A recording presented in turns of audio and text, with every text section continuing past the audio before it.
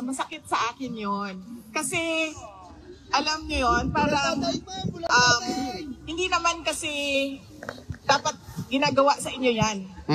Alam mo yon, hindi dapat siya ginagawa sa inyo yan. So, tinanong ko siya, sabi ko, ano ba ang mensahe mo sa mga umiiyak? Kasi nasasaktan ako kapag nakikita ko na umiiyak sila. Tapos sabi niya, di umiyak ka din.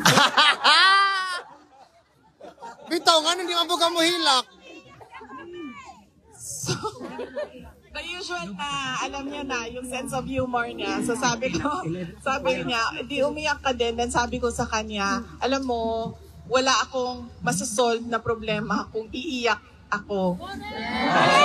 So sabi ko, ano lang, ang kailangan ko lang ngayon ay ang mensahe mo sa kanila para hindi, mabigat sa loob, sa damdamin nila. At sinabi niya na, as a Filipino, I never surrendered my country. Yes! We love you, Tay! At sinabi niya, wala kayong masabi na meron akong Pilipino na binigay sa mga dayuhan. Correct!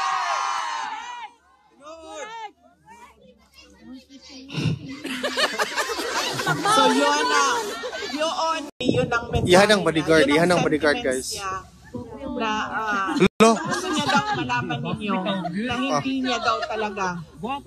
So lahat ng kanyang pagtatrabaho para sa ating bansa, ibinigay ang ating bansa sa mga dayuhan. Tama! VP! Yes, ma'am.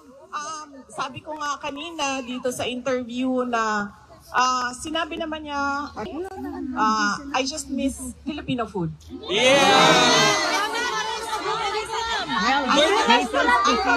Hazel's Cocina! Hindi ito Pilipinas na pwede ka magdala ng pagkain sa mga nasa loob ng detention. Naanang Hazel's Cocina! Barrio Pilipinas. Also classic Coke, ma'am. Coke na BBM o Coke BBM?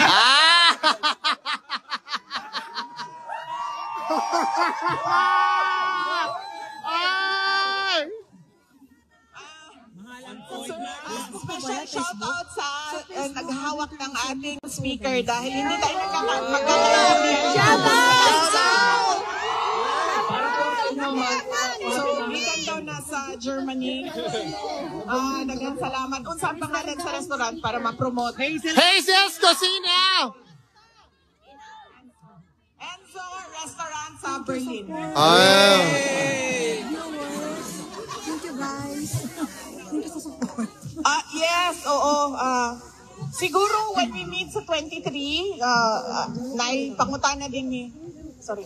May tanong dito about sa birthday ni President Duterte sa March 28. So, siguro, pag nagkita-kita tayo sa 23, it will be a very casual meet and greet para sa inyong lahat. I'm sure gusto ninyo ng mga chismis. Correct! Chismis sa 23. Pero isa din sa...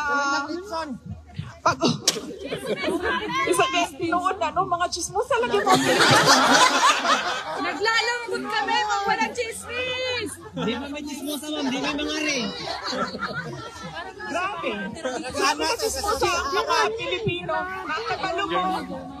Pero kinira nga chismis na reliable. Pagsilingan, pag-away tungkol sa chismis. Daghan ang madala sa barangay tungkol kay nag-away sa intriga. Nangihina kami pag walang chismis. Meet and greet on 23. So sa 23, maybe we can discuss what you want to do. Kagwapan niya, sa March 20.